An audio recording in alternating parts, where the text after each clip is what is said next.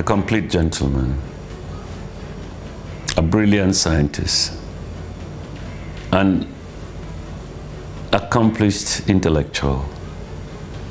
Sometimes we say we're academics, you're lecturers, you're a professor, but being an intellectual is another realm of defining the professor. I consider an intellectual as a person that believes in, stands and defends the truth. Freedom of expression, standing firm on the truth. It's an aspect that people don't seem to understand. And that is why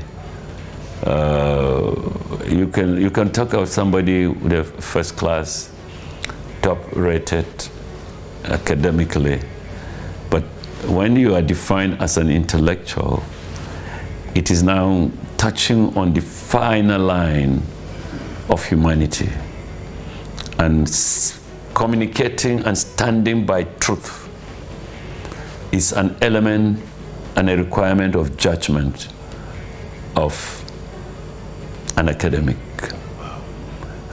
Beyond your depth of knowledge in your discipline.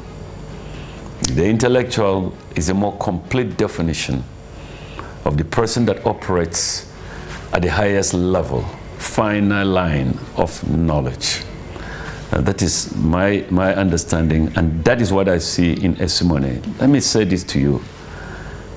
Honestly, I will never hesitate now, as I've done in the past, today and tomorrow, to do anything for Esimone without thinking for a second otherwise, because he's a person of his words. He's a complete gentleman that I have known. I will want somebody to contradict me, and I'm so sure there will be none. He's a complete gentleman by his physical disposition and by his conduct. And indeed, he demonstrates that particularly in leadership.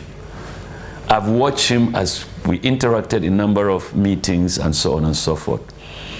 You have to be reminded that he is the Vice Chancellor of the great UNIZIC, and that he's a great scientist, and indeed an intellectual.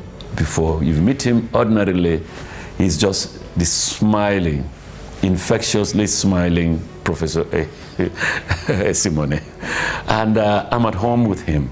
He knows I respect him, and I thank him. He has consistently reciprocated that respect. Wow. That is how it should be. And let me say this to UNIZIC, that let them pray that the successor to Esimone will have those qualities that made him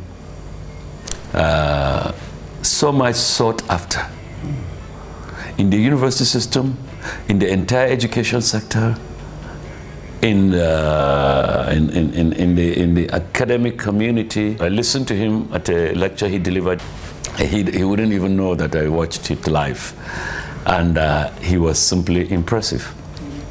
Yeah, he is an excellent communicator. Yeah, I mean, that is to say, besides the science for which he is a top-class academic there, he communicates effectively with the English language.